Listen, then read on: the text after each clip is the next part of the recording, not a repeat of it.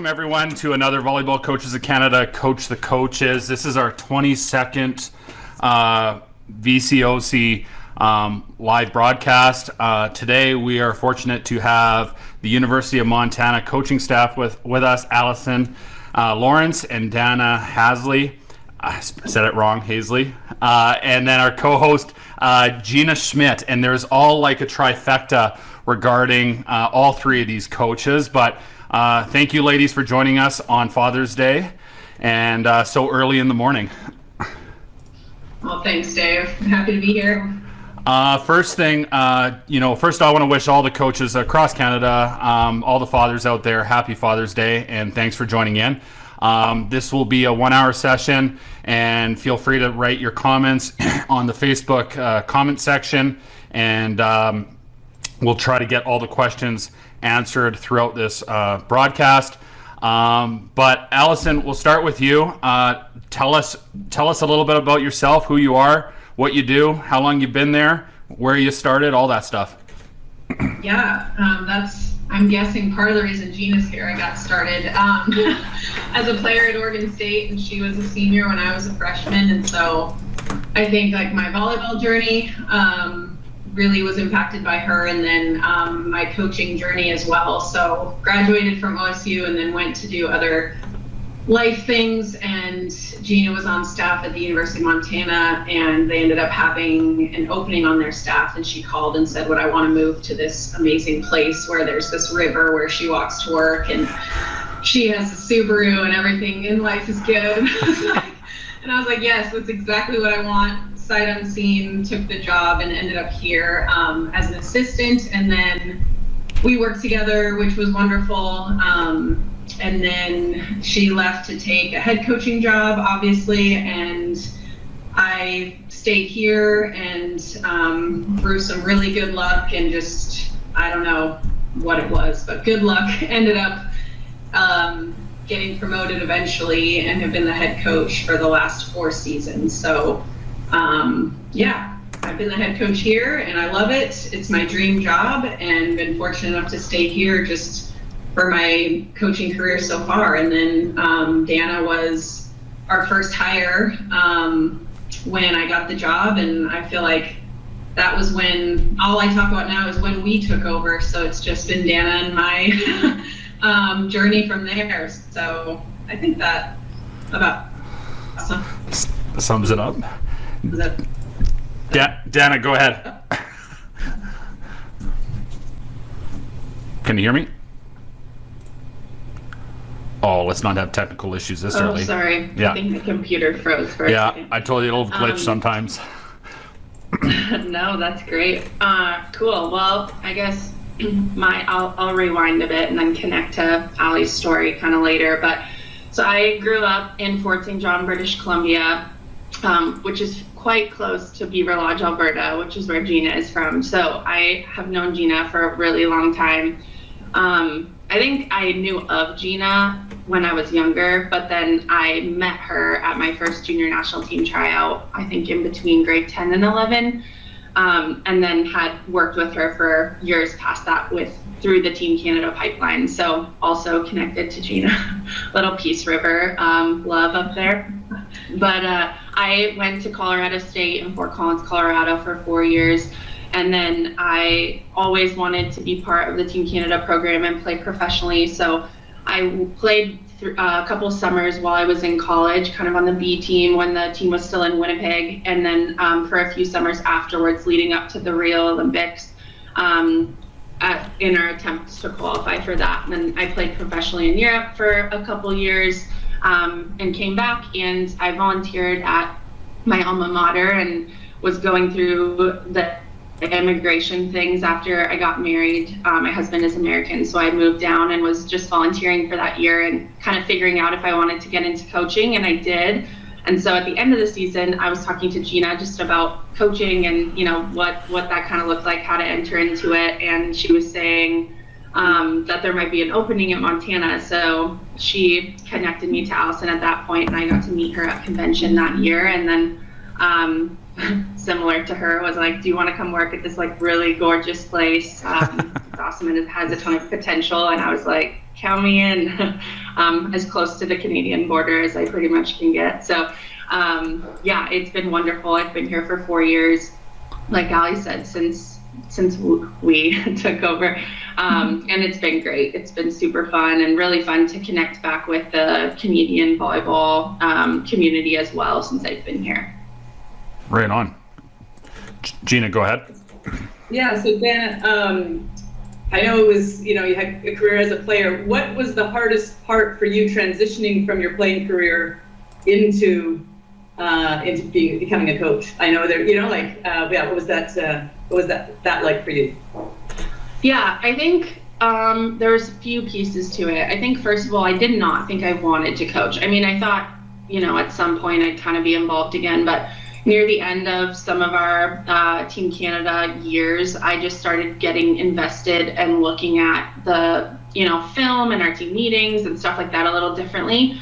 And that was kind of the first turning point of, I might want to kind of look into this a little bit more. So I think that helped the transition kind of be slower. Like it was this slow build into wanting to coach, which I think helped my transition a bit. I think the other piece that helped it with my body was like, okay, can you be done with this?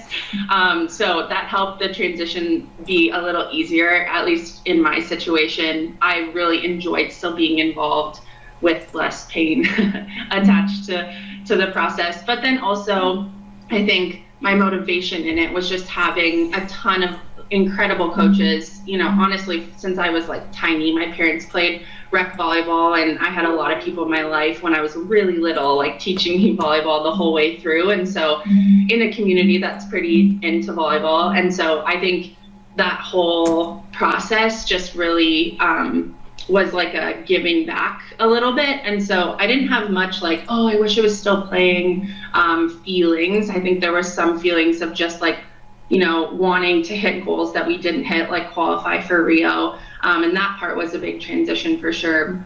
But I was just really excited to kind of give back on the other end of the sport that I had like benefited so greatly from. Yeah, no, thanks. I think that's a huge one is with players still have that inkling to want to play. I think coaching can be tough, but I was in a similar situation where it was like, at no point once I started coaching did I want to be on the floor. Yes. a little bit easier. Yes, for sure. Yeah. And Ali, I don't think you mentioned this in your bio, but you have a bachelor's degree in philosophy and a master's degree in applied women's studies. So how would you say your educational background kind of shapes your coaching philosophy? It's a good one, Gina. I think, my parents thought I was crazy for majoring in philosophy because what job are you going to get? How are you going to make money and support yourself? All those things. But I think some really valuable things that I took from that degree and just a humanities education was I learned how to read and write really, really critically and express my ideas really clearly. And I think when you're a coach, you have to be able to do that. You're building this culture that's basically, your heart like out on the floor for other people to hopefully buy into. I mean, that's what it feels like. And so I think in order for that thing that you care about so much to be relatable to young people, to be something that they can grab onto and to help shape their life and hopefully teach to new players as they come in, it has to be exceptionally clear, it has to be motivating, it has to be moving in a way that it shapes the way they think. And so I think without that training in school, I wouldn't have been as effective or as confident in taking what I felt about the sport or what I saw or, learned about the sport through my experience and then actually effectively teach that and pass that on. And then also be adaptable as you hear new ideas and new things and be able to sort of be critical about your own self and your own process and all that stuff. And I think the women's studies piece of it is really fun. I think there's just a lot of things that we don't, not that we don't know or understand, but that just haven't been looked at when it comes to women's teams and supporting a woman's identity as a collegiate athlete. And I think a lot of the model for so long has just been a men's model. This is how teams of men work. And then we're either going to say, well, women don't do that, they're cooperative, or, or we're just going to have them do what the men do. And I don't know if we're vastly different, or if there's we're all on this spectrum and women's teams fall in one place. I don't know. Every team is kind of different anyway, but I think just understanding the female athlete experience and then really trying to center that as we go through is pretty powerful. And you hear a lot of people talk about sports teaching young women more confidence and more, how to be leaders and all these things. And those are great, large concepts, but I think we need to dive more into the nitty-gritty of what is actually going on and how we're doing that. And so I find that stuff fascinating, and I can talk a lot about it and it gets into the weeds a little bit, but I think that's a big passion of mine. And it also, the last thing I'll say about it is it really made me want to hire female coaches as well, just to surround our team with leaders who had their same life experiences and or at least experienced sport as a female. And so I think that identity and learning the sport through that lens is pretty powerful in terms of mentorship for our team. And you have to be able to see that example in front of you to be able to go be it, I guess. So that's been really fun, and yeah, I think I'll stop there. I have a real quick secondary shout out here, but also she's going back to school starting this fall to get her EED in counseling. So Dr. Allison in the house here. Right on. We can say doctor in like 10 years when I'm like crawling towards the finish line and Dana has to like haul me over the end and be like, you did it. So when that comes, we'll talk again and we can celebrate. But that is great, because I know it can't be easy to juggle that plus, all the demands of being a head coach for the program. Why did you choose counseling? These past essentially since I became a head coach, I think I've had enough moments where athletes have come to me with some things that they really wrestle with in their life, or events and things that happened to them, whether it happened in college or like way before. But I think just whether it's processing trauma, which is on one end of that spectrum, to just dealing with issues of confidence, anxiety, mental health issues, I really feel like it's my job as someone who they let into that part of their life to be fully equipped, fully skilled to guide them. Gina, you can't be their head coach and their counselor necessarily. Those are two hard things. You're deciding their playing time. Your relationship is a certain way, and you're making their life hard in these, I think, great ways, but also they don't always see it that way sometimes. And so I think that'll be an interesting balance for me. I'm not looking to become their counselor per se, but I think training in that area helps me meet some needs that are really lacking in their experience in college. And I think just, you see studies from all over the country, in the US at least, where I think there's not as much access to mental health support as there should be. And there's just a very high need right now. So I don't know, I'm starting at that place and then staying curious, and really, we have an amazing program here that I've known a lot of people that have gone through it, and I think that also drew me to it. So we'll see how it goes. No, that's great.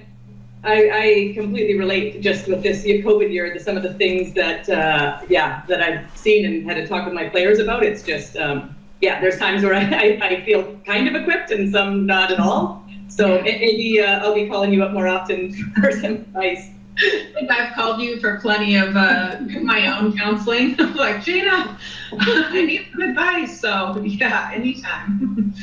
And then I think I read that you are also back at school taking your MBA. Is that correct? Yes, I am. I have one semester left, so I should be done in December. I I was a business undergrad, and I think since I finished school, I kind of always had my MBA in the back of my mind. And yeah, it's been really fun. I've done it super slowly, kind of over 2.5 years. It's a program you could do in a year. But it's been awesome, honestly. I am a nerd hardcore, and I love just learning and being in that environment. So it's been really fun, and it's been cool too, just to like have another kind of bridge or avenue to relate to our players on. Like I'm managing my homework as well. Like this is, that type of stuff. I think it just helps them like relate in another way. And now we're going to have a couple of our older athletes in the NBA this fall. I haven't really experienced that yet, so we'll see how that goes. And have you found anything within that program that kind of relates to coaching, or that you've been able to kind of like draw on as a coach? Yeah, I think a lot of it relates to coaching. Probably the least so is like the accounting and finance, even still a little bit. Some Excel work is helpful sometimes, but I think there's a lot. Like I took an org behavior class about a year ago, and it was just like fully kind of managing high performance teams, which we all know is like what we do every day. And so, just learning about leadership styles or motivation styles, just management in general. There's, like the ethics class, there's lots of things that apply. And some of it too, the MBA especially, at least here, is really applicable to like real life situations, real life businesses. And I think it's been cool to see kind of like during COVID, what some businesses are doing, or how they're managing or motivating employees like away from their space of work. And that stuff has been like really relatable for us. And kind of just like another train of thought that I'm not tapping into without that, or I wouldn't normally be. So it's kind of given me just a good like fresh spin on some thought processes, and also just made some connections within our school across campus that have been really fun. Awesome. Yeah. Dave, do you have any questions? Oh, we got a question. Lee Carter, you nailed it. Hey, Lee. Lee Carter asks, we all know team culture is important. How do you go about developing it? Plus, how do you evaluate whether your team is successful at it? I'll let anyone hit the floor with that one. Dana, please fill in where our journey through culture has been a really wonderful one, and a really, probably the most difficult thing we've both done together for sure, but also separately in our careers. So I think establishing one, it's been, since we took over, kind of gone in phases. And, you have the first phase where you kind of take your values as a coach and you say, this is what we're about. And then comes the hard part of having the athletes actually live that every day on their own away from you. And so I think that takes a lot of time. And I remember some coaches who were mentors of mine say, it's going to take 5 to 7 years to really establish your own culture in your program. And I thought, oh my gosh, that's insane. There's no way it takes that long. And it's true. So turns out it's true. So I think that really being patient, and I had to, I'm not someone who's very patient, and I'm not someone that just sort of has my way or the highway. I'm constantly sort of critical of myself in a way that's probably not helpful all the time. And so I think through this process, it's been a lot of learning for me of just what are the big picture things that we really want to stick with, even when we fall short of it, or even when certain athletes reject it in a certain way. And so we teach our culture through, I think you repeat it a lot and you make it really visible. Those are really easy things. You can ask questions at practice, like, how did Emily show this value XYZ that we hold during practice? You can kind of reinforce things that way and have the athletes see that behavior and reward it in each other. We have lots of individual meetings, which I think was kind of the crux of how we got to how everyone thought about our culture. And so Dana and I and our other coach, we've had 3 other coaches in that spot, but we'd have individual meetings where we'd say, what does this part of our culture mean to you? How do you live it? Where do you think we're falling short? And just really empowering the athletes to have a piece of it and have a voice within that. And if they thought, look, we're terrible at it, you coaches think that we're doing this well and nobody's doing this. I mean, that was valuable and hard to hear, but also feedback that we needed. And so I think it's kind of been through those individual touch points and then a lot of work as a team, a lot of forcing the team to talk and discuss and have hard conversations that I think our culture has emerged in this really, become this really tangible thing. And so Dana, what else would you add to that process?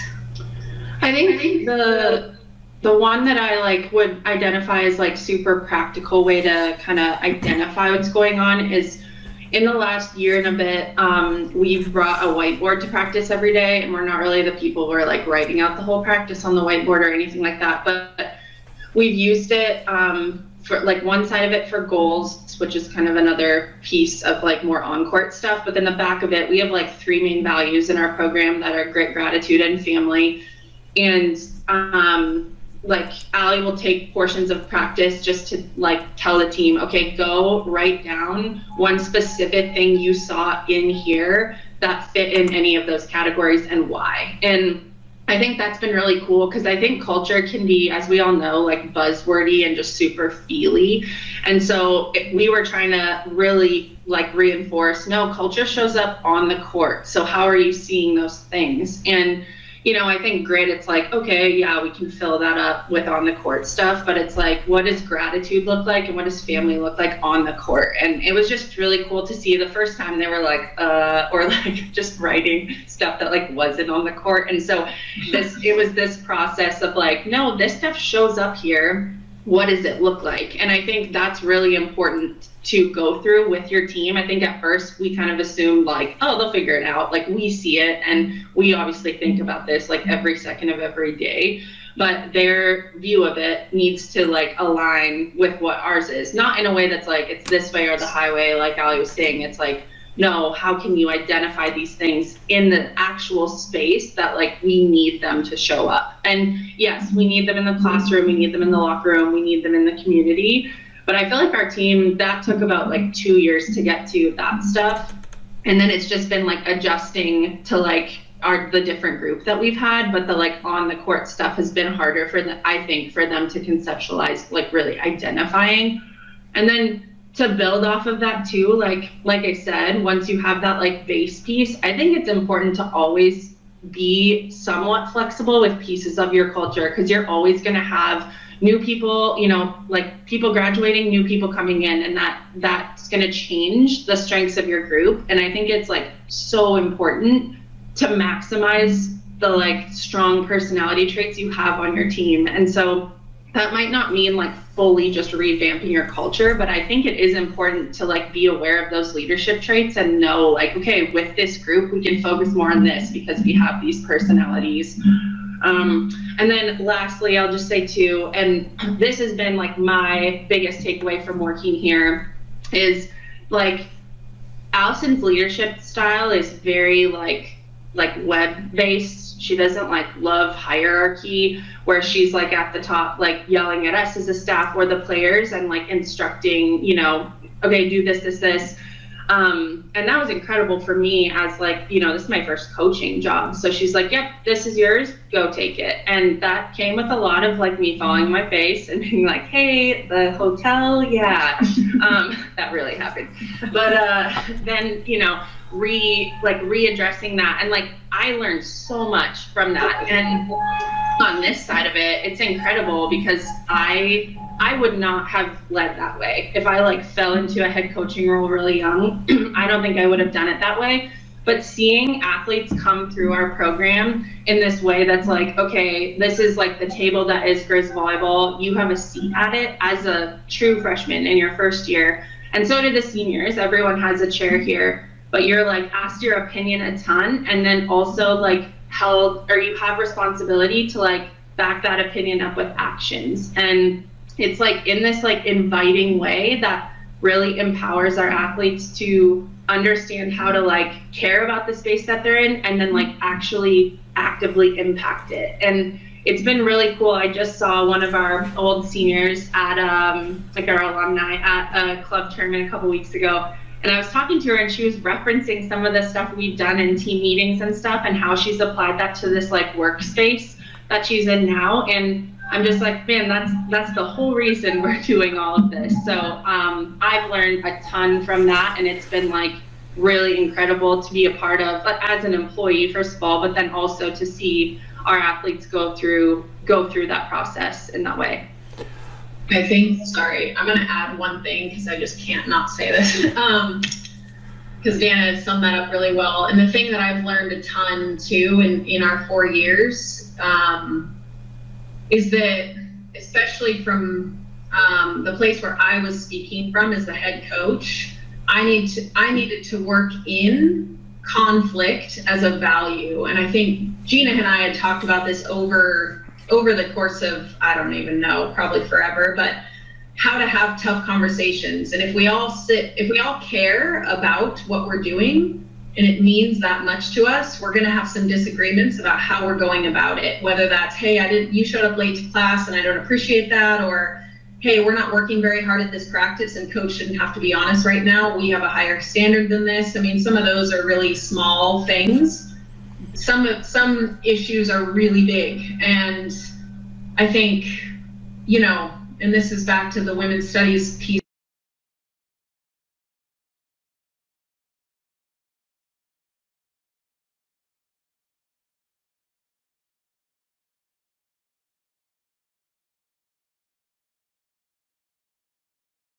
Trauma is sort of this conflict, to be able to handle conflict and have tough conversations without just saying, well, it's drama and girls will be girls and girls are catty and like all these things. And I think we get that question a lot in recruiting. We'll have parents ask us, so how do you deal with drama? Like, how do you do it? Just all these girls. And I'm just like, well, they're pretty amazing and thoughtful and, capable of reason. It's said in this joking way that we're all just running around like we can't. I don't know. I could get off on a tangent about that, but I feel like building conflict into our set of values so that we say we don't want to be a team that is friends and harmonious all the time. If we're doing that, we're not pushing hard enough. And so really getting into the nitty gritty of what that means. It doesn't mean we're, fighting all the time, but it just that we are pushing the standard and pushing each other to be better all the time. And in that, we have to value some tough conversations. And so that's been a really rewarding process the last couple of years once we got through kind of the main culture reset that we went through. So I wanted to add that because that's been a big learning curve for me. Allison, sorry, I'm just going to follow that one up with, how do you go about teaching that conflict resolution? Yeah. Yes. We have a couple of books. I think you gave me one, Gina, Candid Candor or something like that. Candor. Radical Candor, probably. Yeah, probably not Candid Candor. But, and then we use a lot of Brene Brown stuff because it's really digestible and accessible. And so she has a book on leadership, and there's a whole section about giving and receiving feedback, and it goes through some scenarios and really talks about how to sit with someone in a tough space and in a tough conversation. And basically we've done a lot of role playing and created some scenarios for them to work through, and they giggle through that because it's not real. It's not in the moment. But I think practicing and scripting some of that gives them some language to pull on when they're in that moment. We all know when we're in that moment, we're kind of overwhelmed with emotion. Sometimes we're angry and we don't know kind of how to speak in those places. So I think practicing speaking when you're calm is really good. And then we just have a lot of team meetings where we talk about hard things. And for a while, it's, 3 of your athletes that are really comfortable talking, and the rest of them are not contributing at all. And so we've tried to be creative on how, without forcing each one of them to speak on every talking point, just to break into small groups or to have leaders that are different each time that tell the small groups main points, things like that get them all contributing.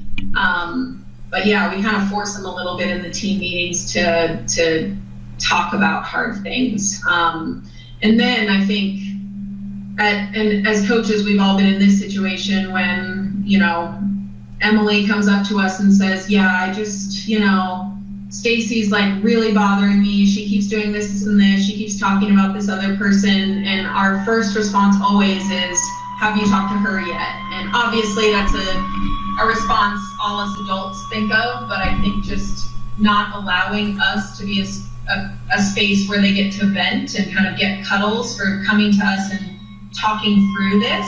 I think it's first just go back, have a conversation, and then if you can't solve it from there, we can all have a conversation together, but just not allowing our offices to be a place where they can come, you know, ask for advice, but in a way sort of basically tell you what they want to tell you and hope you'll deal with it. You know, I'm sure you've been there.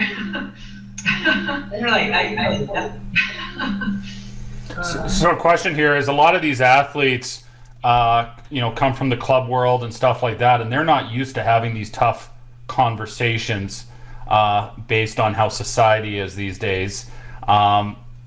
How big of an impact is it for your first years coming to a program such as your guys, and trying to adapt to these, being ready to hear these hard conversations and kind of get that reality check? And I'm sure it's a society thing, you know, in general. So how do, and especially now because of recruiting, you know, you probably have on campus tours and stuff like that for new recruits, but because of COVID, how do you recruit like, are you guys allowed to have those on campus tours and stuff like that?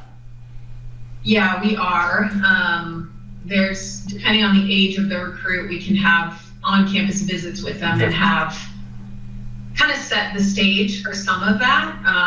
And Dana, I definitely want you to answer a lot of this. But I think, you know, Dana's our recruiting coordinator, and her and I really had to, between the two of us, make some big decisions on how we were going to recruit, not differently to sort of bring in different athletes per se, but just to go about the recruiting process in a way where athletes understand what it's going to be like when they get here, which, Dave, is what you're referring to. You know, it's going to be hard, and hard conversations just is one piece of that. And so we've had more candid conversations with recruits and their parents where we're setting boundaries with parents and saying, this might be your relationship to your club director, your club coach. This is how it works when you get here. And that's not because we don't value you, it's because we value your daughter, actually, and we want her to grow up, and you do too. And so I think, you know, I'm paraphrasing, but essentially walking them through how that transition goes, and then with the athletes really trying to discern, are you an athlete that wants this to be difficult in a way that's going to make you better, or are you someone that's afraid of that process? And that's hard. That's hard for us to always tell. And we, you know, athletes will go through a growth process, especially their freshman year. Like they're saying, Dave, there's some moments where it's like, you know, just really overwhelming. And Dana, I think, yeah, you should probably add to that the recruiting piece, but then also how they are when they're here. Yeah, go for it.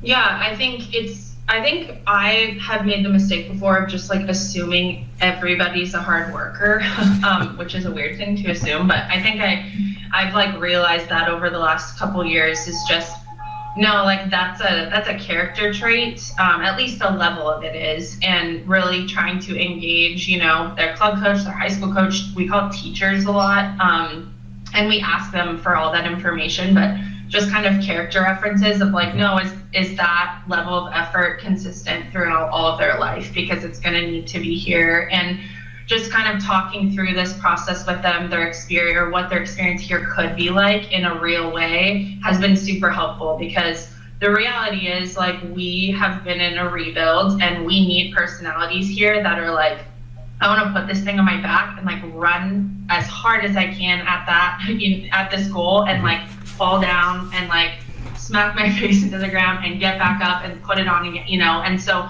not everybody wants to do that, and that's like okay. But when we've done the work, the legwork to figure out and kind of tap into that part of kids' personalities and that part of like family, like a family thought process, I think it's been so fun to have those people here and like do this with them every day. It's like the coolest thing ever. So it's so worth all of the extra work on that end. And then to answer your question about once they get here and like participating in real conversations, I think the individual meeting piece that Allison mentioned earlier is like a huge part of that, because we know that in the big team meetings, freshmen, like there might be a couple that are really comfortable speaking and they'll kind of work their way in there, but we do like weekly individual meetings. So the team's split into like thirds, and like 1/3 meets with me every week, 1/3 meets with Allison, 1/3 meets with our other assistant. And so we do like a 30 to 40 minute meeting once a week with, 5 girls. And usually the meeting is not about volleyball at all. It's about like, I don't know, like one of the questions is like, okay, what, like, here's the definition of courage. What's like one thing you did this week that like showed courage? And, sometimes it's like, especially this last year, like I talked in my Zoom class, and that's scary, as again, we all know. But just stuff like that, where it's kind of like Gerber style a little bit of just like, okay, here's the like building blocks of how to contribute, and not like how we think about this, but like we're developing how you think about this. So we're like not just like feeding them all these like buzzwords and they can just regurgitate it. It's like, no, we want to know like what are your thoughts around this, which then I think gives them way more confidence to speak up in that team meeting, because they're like, oh, I actually have an opinion on this. It's not just like the same as what everyone else thinks. So when you guys talk about parents, I know we won't go deep down this rabbit hole regarding parents. I know everyone loves, everyone says, yeah, this is great when you're having these initial conversations. But then they come on campus, their first years, their classes are going to their head, they're stressed out, all that stuff. How do you guys deal with parents in regards to, obviously they're full ride athletes and there's a lot on the line? Parents would like to push the boundaries of maybe even overstepping at times if they can. So how do you draw that line right off the bat so there is never any sort of gray area? Yeah, that's a good question, and it has evolved for me as well.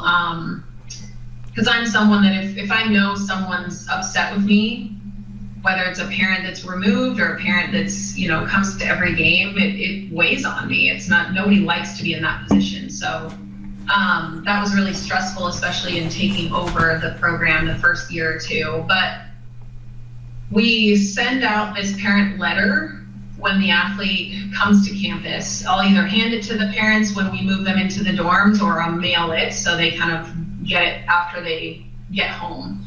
And it essentially says that my relationship with the parents is now going to shift, and my relationship with their daughter is going to be my priority, as a promise to the parent that I'm going to take care of her. But in part of taking care of her, I'm going to hold her accountable to her own experience and to taking charge of her own experience. And so the only things that I will talk to the parent about are her safety and her well-being.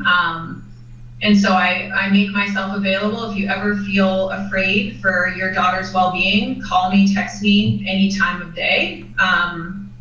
But if this is about playing time or her experience in the program that's not like health related, then I'm not going to talk to you about it. And we've had some situations escalate where we've needed to have a meeting with a parent. And one thing that's been helpful for me that I learned from another coach was, I said, okay, I will meet with you to the parents, but your daughter has to be there. And some of them just cancel the meeting outright at that point, because it's like at some point true information isn't getting passed along, and the daughter either knows that or the parent knows that, or the daughter is saying, oh my gosh, I will die if you contact my coach, and the parent's kind of doing it on the side, just saying like, well, she wouldn't want me to talk to you, but I just have to, So I think that has really helped sort of hold everybody accountable to, nope, this is how we're going to communicate. But I think that parent letter has helped, and sometimes that rubs parents the wrong way, and they feel like, well, I don't feel like I'm involved. And it's like, well, you know, one of your very best things in your life, your daughter, this is hers and this is her experience. There's no way you could be more involved, but you just don't need to talk to me about it. You know, like you can just be a fan. And so, and that's hard because in club, we're used to just like, especially the way club is structured in the US now. I mean, the parents travel everywhere and it's designed that way economically. It's designed for you to get your child everywhere. You don't travel as a team. And so, yeah, I think it's tough and it's jarring for sure, but I think I learned as long as I was up front and I said, I'm setting this boundary because it's, in my opinion, it's the best for your daughter. She has to learn, just like she will have to do in a job setting when she's older. She's gonna have to learn to come into my office and say, I'm really confused about your decisions in this way. Can we please have a conversation? And to me, that's invaluable. You have to do that. You have to be able to advocate for yourself without your mom coming with you or your dad coming with you to your place of work, you know? And I know that that's hard, but I just think it's crucial to growing up. So that's kind of what we do. And if it escalates further than that, then I just send them to my bosses and then they do what they do. You know, at some point someone hangs up a phone or something on some end of that. But we have structures in place, you know, where somebody will field a call and it ends there, if that makes sense. I don't know if Dana, you'd add anything else, but. So a follow-up question from Lee Carter, we're talking about culture and recruiting. Do you look for players that will fit into your culture, or do you believe a player with questionable character can change because of your culture? I really love this question. There's a fine line there, and I think yes to both of those. I think we do recruit to our culture, like Dan was saying earlier.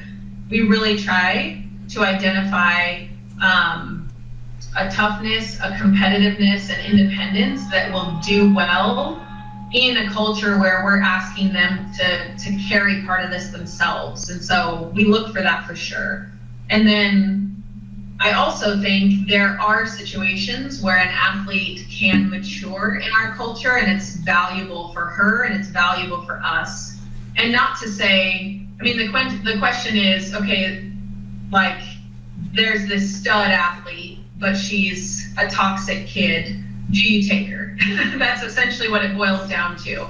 And I think you really have to decide like what parts are teachable and what parts are not teachable. And it's so dependent on the example or the individual scenario. But I heard a coach say this on another conversation I was on Zoom. Gina was on it too, but I loved the way he put it. And he said, that kind of changed the way I thought about it as well. I think I'd rather have a less talented person that does our culture well than just try to find the most talent and hope that our culture changes them. Maybe if we had one of those and 15 that are rocking the culture really well, then that's one thing. But, you know, I think if you're not willing or you're not able to participate in culture the right way, it's not going to work. And it's going to degrade the team experience to a degree that's not valuable in the end, and you're not going to reach your potential as a group. So I think most of the time you don't hope your culture changes the kid, you just don't recruit that kid, if that makes sense. And Dana, jump in.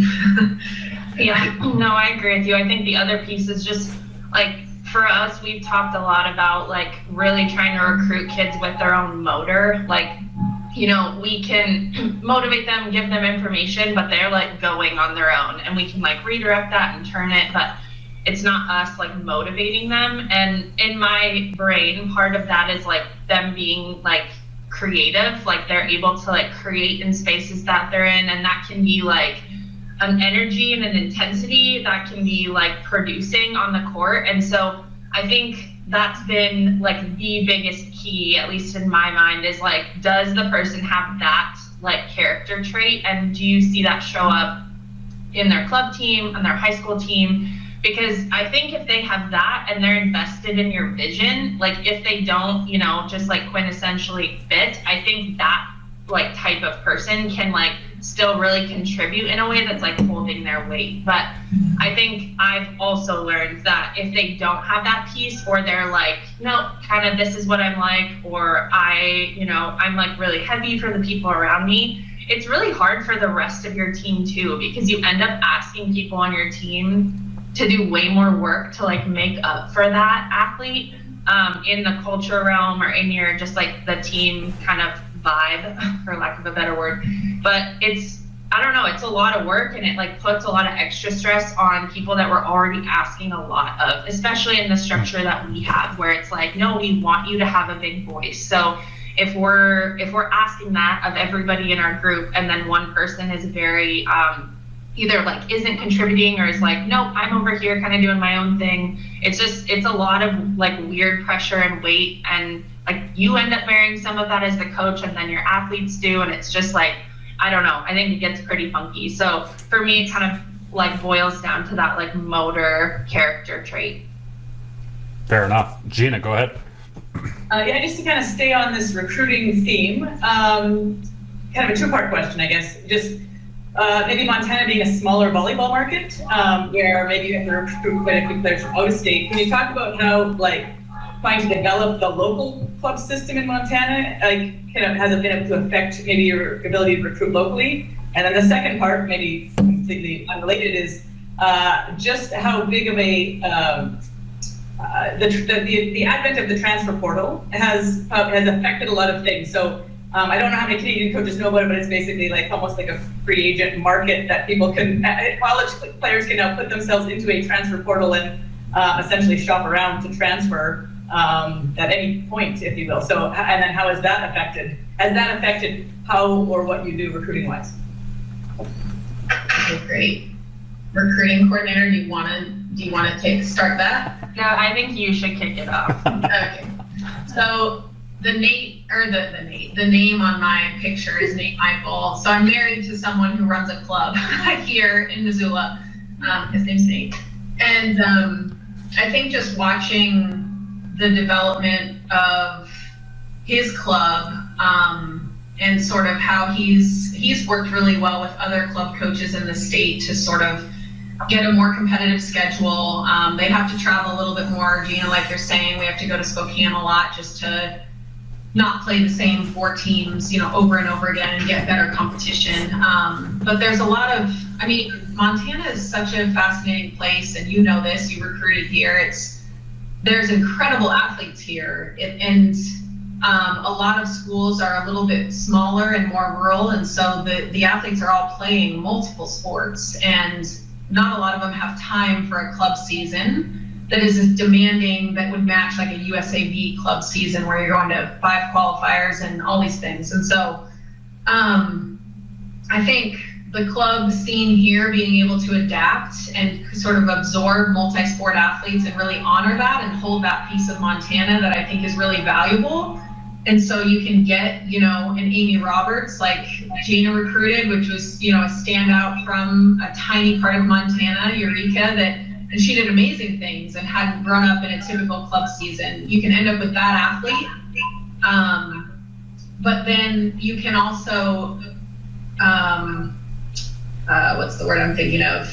Kind of expose them to this structure of this larger club world so that they can participate in it to a certain extent and find growth in that too. So the club scene, I think, is evolving, and there's more teams where more athletes are maybe not specializing, but choosing to prioritize volleyball a little bit younger and a little bit differently. Maybe they'll play basketball as well, but they don't overlap their seasons as much. And so they'll go to Crossroads, they'll go to P&Qs, they'll go to bigger tournaments and get seen. And I think that's making it more competitive, and then it's just growing. And I think volleyball's growing in popularity in Montana and has been, since I moved here, I'd say. So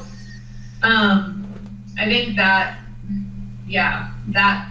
that is evolving and supporting that in any way we can. We've tried to coach club when we can. I coached 12s when we moved here, and 2 of those players are on our team now. So I think just anytime college coaches can go coach club, it's really rewarding.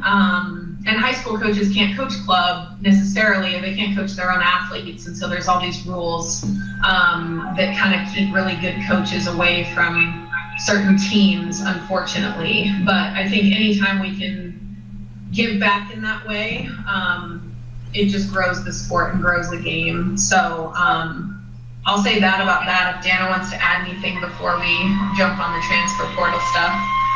I think the other piece that we've added to is just like adding more camp options for the state, and I think that's helped a little bit, like wanting just to have more access for people, changing like the offering we have so that there's different prices, just so that, you know, we can offer camp to a lot more people in the state. And I think that's really helped grow the game. And Montana State's been doing the same thing too. So I think that's just helpful in general. And then, the transfer portal has been quite interesting. Just kind of as a rundown. So how it works is like now, and this just passed for all sports as well. Volleyball was like this before, but you get kind of one freebie transfer now in Division I, and then after that, the rules are a lot more restrictive, which they weren't before, which is helpful. But you can also transfer within conference. So it used to be you weren't allowed to transfer within conference if you were on scholarship, transferring to an on-scholarship option as well. But now you are allowed to do that. Again, it's just that one-time transfer rule. But they can go into the portal. We can't see who's in the portal from our school, which is really interesting. I'm not really sure why, because we know.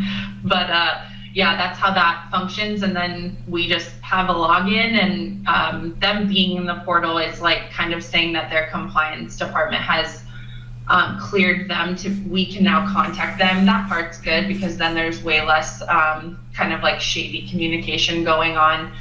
So that's kind of like your go ahead to do that. But it has been interesting. I think it's kind of changed the like loyalty piece of this experience and having to try to recruit for that character trait as well. And obviously there's situations where transferring is like really healthy, you know, like that I'm not saying that those don't exist, but that has been a piece that we've kind of tried to adjust, is just like, how do we dig into that, again, character trait or piece of this experience. But then also, just kind of like talking with our team openly about how much value comes from going through a whole journey in one place. And I mean, neither of us transferred, so we don't know that experience from that end, but it's like, I think, so incredible to go from like, you know, scared freshman who's just like, oh my gosh, where am I? At least that's how I felt. My eyes were so big, I was like, what's going on? Then, you know, working your way into a place where you're like carrying a program that you care so much about and have spent 4 years investing in. And I mean, you just don't really get that amount of time anywhere in your life, really. And so it's such an incredible experience. And I think us talking about legacy and contributing to legacy from like day one or even before you arrive on campus, I think that helps it in that realm a little bit. And again, kind of helps us recruit kids that are invested in that. But like I said, I think it's just kind of like a reality of where we're at now, and it's kind of gonna be the landscape moving forward. I'm just going to butt in there on this one because I think loyalty is a trait and a characteristic that's a long lost art, you know, and you know, you guys can't see what players want to go somewhere else. But is there a camaraderie between coaches, you know, where if one of your players goes and approaches another Div 1 school, that coach is going to call you and let you know anyways?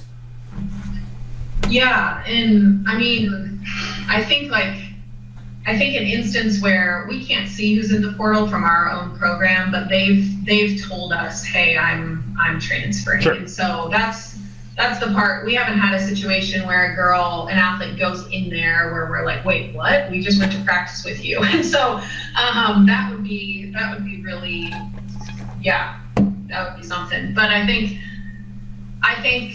what coaches now have done is, like you're saying, Dave, we call each other and say, can you just give me some backstory on what happened, why this person left, how they were in your gym, and all of those things. And I don't think there's a lot of player bashing going on. I mean, I really respect how coaches have gone about this. There's just there are some players that have left a program because of, they've been a little bit toxic to the culture, or they haven't panned out in whatever reason. And I think a coach deserves to know if there were problems around that athlete, or there were some habits and patterns behavior-wise that were difficult to manage. And I think every coach deserves to know that.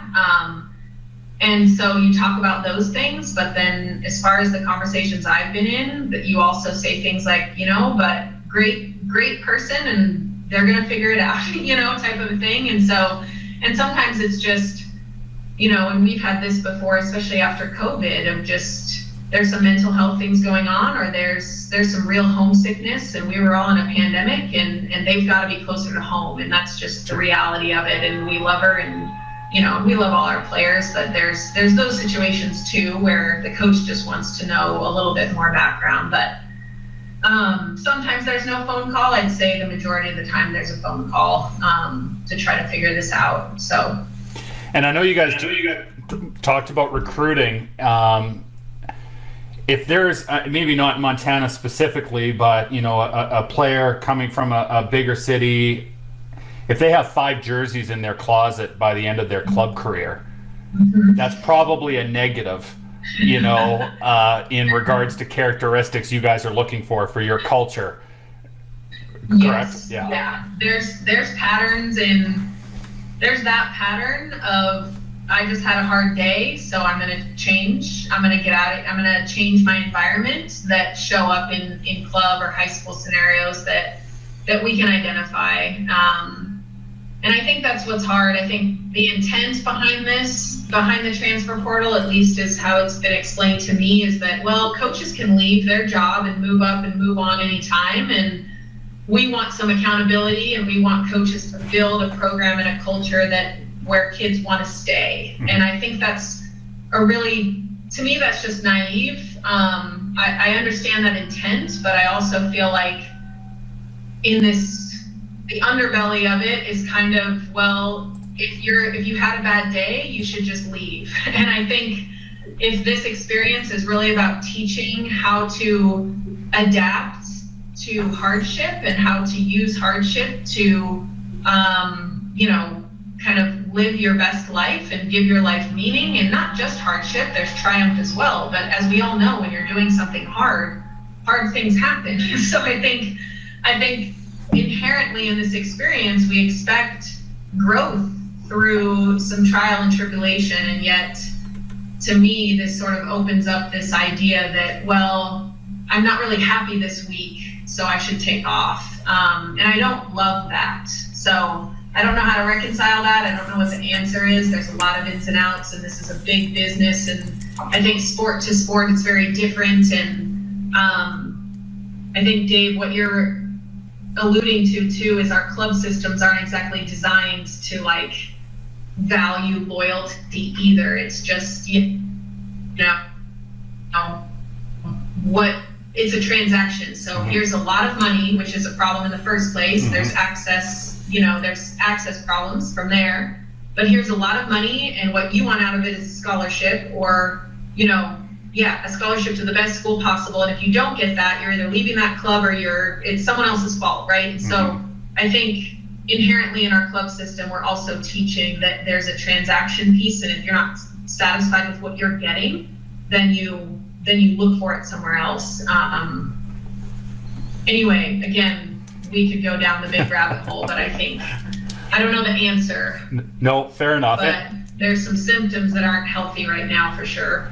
Jared Mathis from Calgary had a question that kind of fits in with what we're chatting about. So what can clubs and high school coaches do better, different, to better prepare young athletes for the hard discussions that come when playing post-secondary?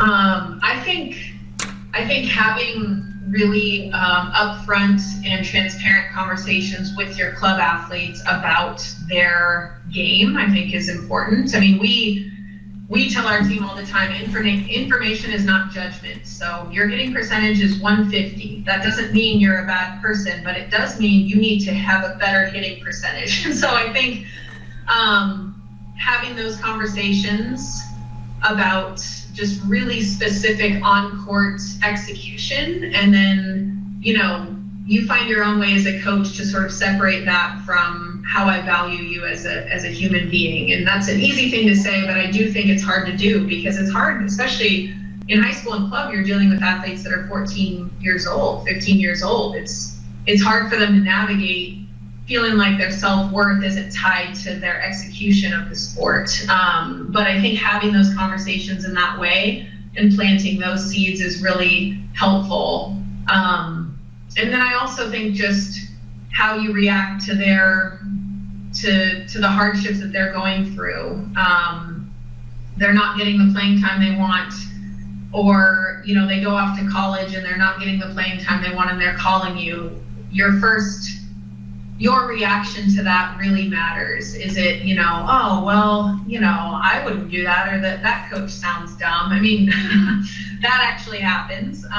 Or, have you thought about a different situation that might be a better fit for you? Like, all of those things I don't think are helpful. I think the things that are helpful are, how are you going to use this to become better? Or how can I support you to get through this in a way that really helps you evolve and changes you?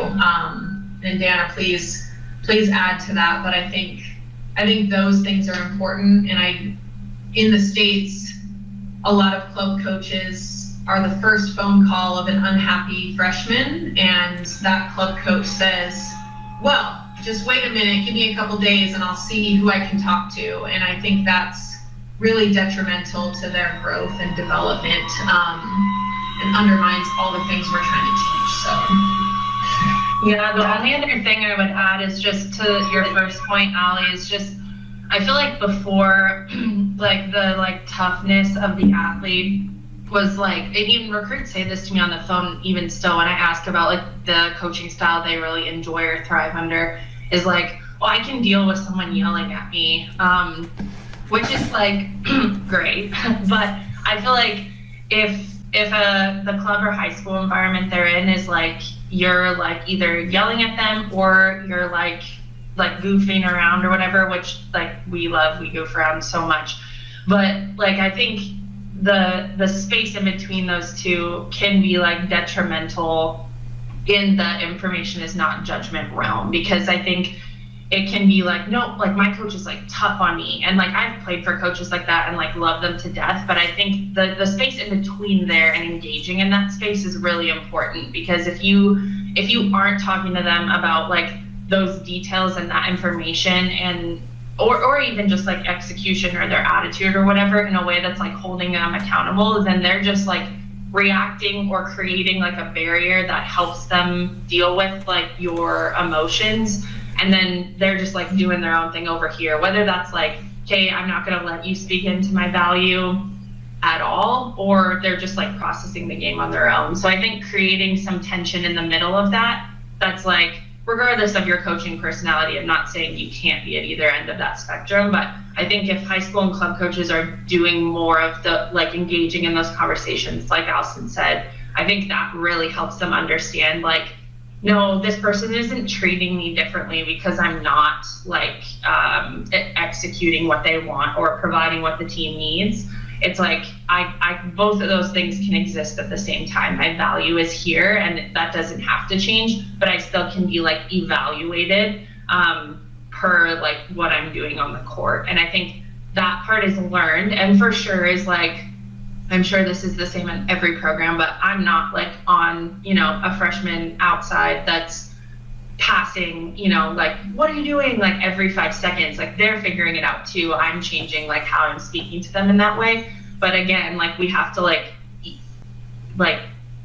establish that in a way that's we're also not just butterflies and rainbows. Everything you're doing is great, because then that's like sophomore slump just like set up where they're like get to their second year and it's like, oh my gosh, now I have all this pressure. So I just think we can like kind of even that out by communicating information as often as possible. And that's hard. Like, I mean, my whole job is like engaging with these athletes. Club and high school coaches have a job and then are engaging with these athletes. So there's not like, I understand there's time barriers there. So, and am so appreciative of what everyone does in that way. But I think working in pieces like that helps athletes develop at least like thought processes or systems for themselves of how to like deal with that stuff, which I think helps navigate hard times a little bit better.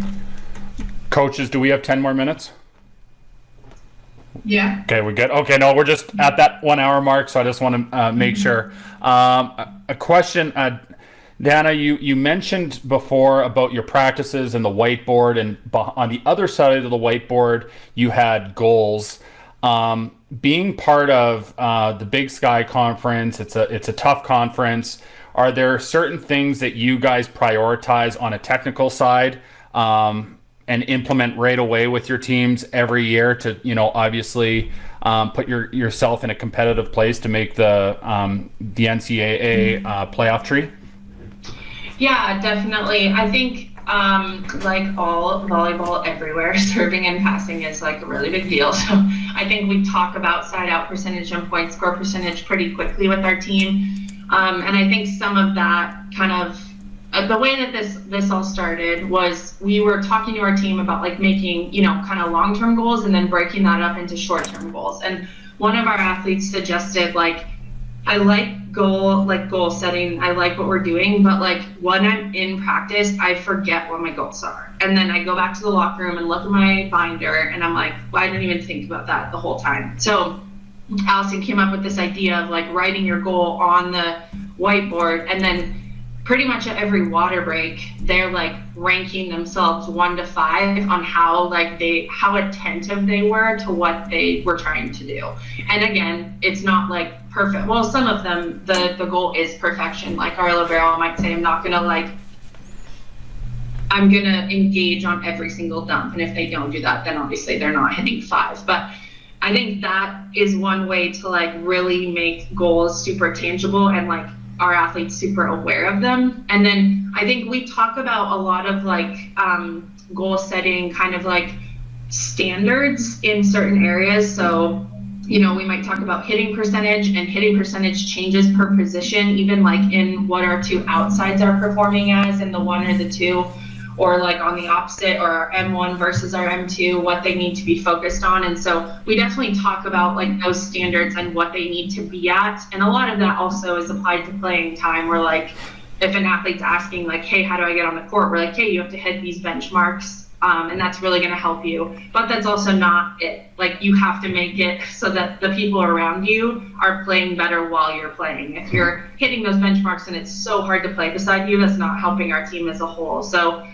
don't really know if I fully answered your question. No, that's good. All of those pieces kind of come together. So I know when I came down there and helped you guys with one of your camps years back, I love your guys' campus. It's absolutely beautiful. But we had a session in the main gym where we were talking about serve receive, and you had some like kind of keywords, like hugging the server and stuff like that. What sort of keywords do you guys use with your team that coaches that listen to this will be like, I like that, I'm going to use that? It doesn't necessarily have to be serve receive. It could be anything within the game. I'll start in some areas and then I'll let Ali take over. But I think my favorite skill to teach in volleyball is blocking. And I played for a program in college that was like one of the top blocking teams in the country. And I learned like so much from that, and then a ton also on the international stage. But I think like we talk about hips a lot in our program. And we talk about like our hips being engaged, our knees being engaged, and how to make sure that like both of those levers are engaged at the same time. Because I think lots of times, you can have an athlete like and you can use this in blocking. This also applies to like passing or defense or really anything, but where your legs are straight but your hips are engaged, or the opposite, like your knees are engaged but your hips are all the way forward. And so we talk about that a ton. Just like, how are you in like a prepared athletic stance when your reaction can be going to execute the skill rather than like engaging a lever before you move again. And that's been a really big deal. We talk also a lot, like we scheme block here, so I give a call before every point of like what the first priority, like, or first thing we're doing is. So I essentially make the first decision for a middle blocker, and then they like read from that point. And so that's really helpful. And I think blocking is one skill that like really, like, there's a big discrepancy between high school and club into college. And some of that's just like level, like you know, you learn that as you go. But I also think I think we can give our athletes more information from a blocking standpoint, and like a lot more structured skill that like then allows them to like go and like be athletic in some of those spaces instead of just like, well, stand here, see what you think, and go try to execute that skill.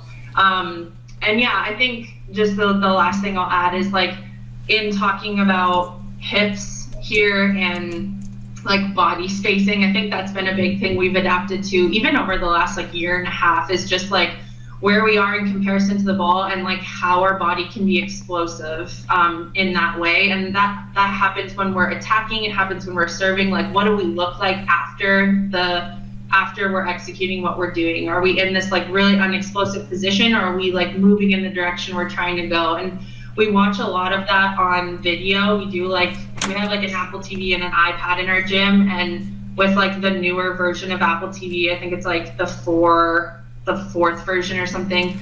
I can like send that in later, but you can do all of that without Wi-Fi, so it's really helpful because you don't have to like be connected to a network. But we just have like a TV on wheels with an Apple TV attached to it, and then an iPad on a tripod, and we can watch like from the side of a server how they're like playing the ball and then moving forward after, or on a defender, if we're watching again from the side of that like hip angle, like are they stepping in front of the plane of their hips with their platform like out there, or are they playing like in the plane of their hips? So we watch a lot of that on repeat, where they're like doing the skill, watching themselves right away, reset, do the skill, you know. And again, we have the luxury of having times of the year where we can slow things down that much, but I think that part has really helped our athletes put like into practice the words that we're using, and really understanding them in ways that it applies to them. I'll let you too.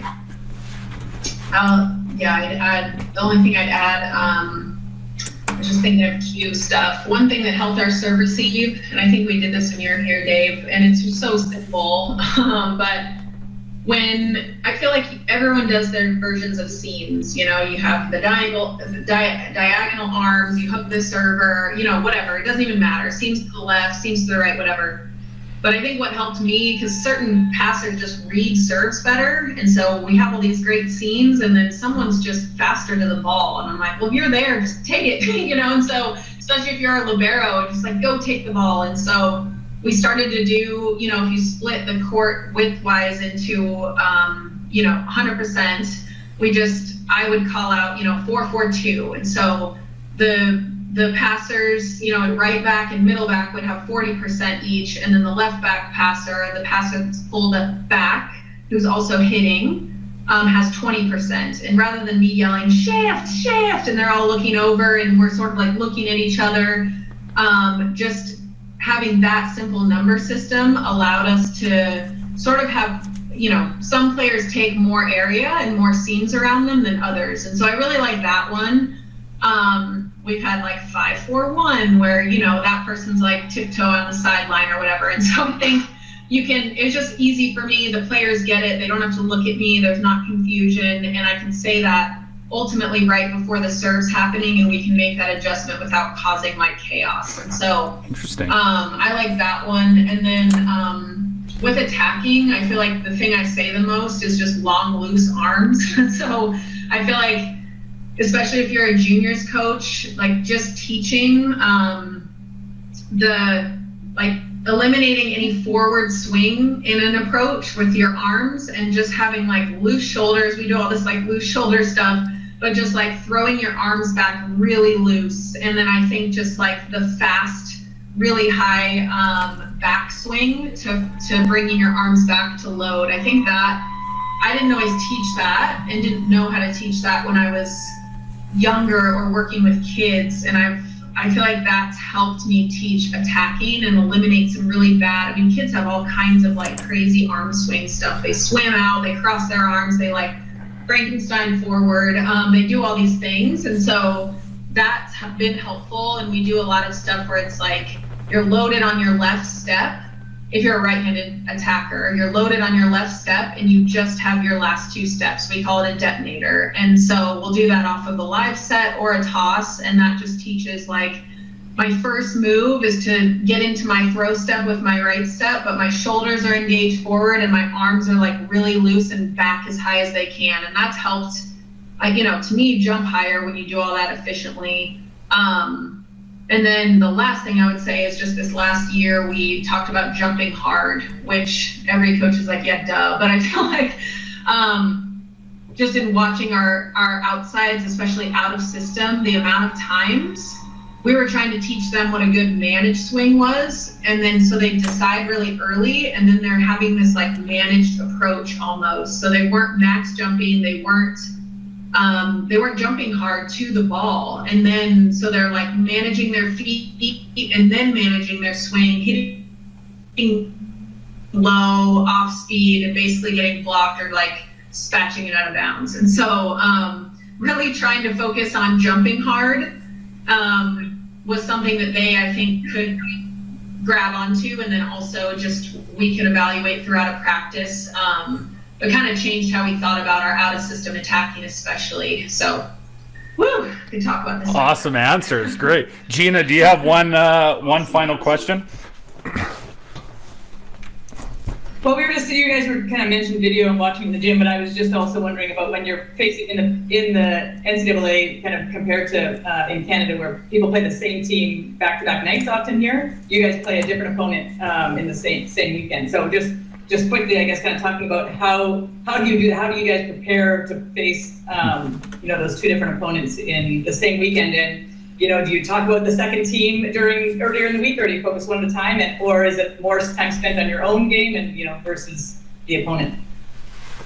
Yeah, we'll spend, Wednesday, we play on Thursday, Saturday, different opponents, like you said. And so we'll spend Wednesday with the scout report for the Thursday opponent and do walkthroughs and do video. We'll play Thursday. We won't talk about the second opponent.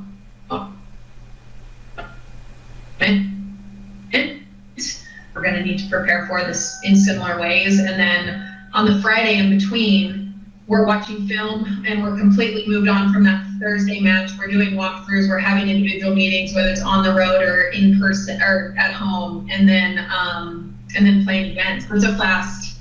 I mean, essentially that's it. Dana runs our scouting and our video stuff. So if you have more depth to add, but yeah, it's pretty lightning fast. I think we've switched to Monday mornings in our practices, like Sunday's our day off, and then we've done our practice on Monday morning being like really small groups for a shorter amount of time, and they usually lift on Monday morning, and then they're like in the gym for an hour, and then that's it. And I think it's helped with their recovery a little bit, but also it's helped on the like our team side of things of like, okay, you specifically struggled with this last weekend, you're going to have to be better at it here. Like you're with one athlete, you're just going to hit out a system for 30 minutes or something like that. I think that's been helpful to focus on us. And then by Tuesday, like we've watched at least like a couple games of each team so that we know, okay, maybe the game on Saturday, they run like a really slow tempo middle, or like they set the right side way more than any other team we've played or something like that. And we'll just like work that into our practice in a way where we're like not really telling our team it's about that game. So we might, or like they're really bad at like, if the pass comes from their zone 1, maybe we're just like doing a ton of surfing in that way. So I think we'll work in some stuff on Tuesday like that. Tuesday's our big practice day, and we do a lot of breakouts in our practices where we do like segmented, like 15 to 20 minute group work at the beginning. And that's really helpful to work in some of those ways that either like we know what's going on and they don't. Sometimes we'll tell them, but we try to like not have them be like bogged down by all this information throughout the week. And then scout we keep to like 30 minutes max, just so that they like see some of the opponent. And honestly, we have a lot of volley nerds on our team, and they all have access to Volley Metrics. It's this like video sharing account that we use, our conference uses, and most of the teams in the NCAA use, but that has also been helpful because they do a lot of video on their own, which is awesome. It's so fun. They're like super invested, and they're always like, I saw this girl does this. I'm like, yeah. So that's really helpful too, because it's not us just like cramming info down their throats. They kind of like have a huge interest in like learning about it and understanding how we can win. So it's been really fun. And hopefully growing some more coaches along the way. Yes, absolutely. Well, coaches, I really appreciate your guys' time. I know we went over an hour here, and I can probably talk to you guys for another 3 hours on this, but I'll have to arrange a time next time I'm down in Montana helping you guys with a camp or something to hit some of those questions out. So thanks for joining us. I mean, we're going to put this on YouTube. I'll make sure to send you guys the link and all that stuff. And Gina, best of luck with the Next Gen program with Volleyball Canada this summer.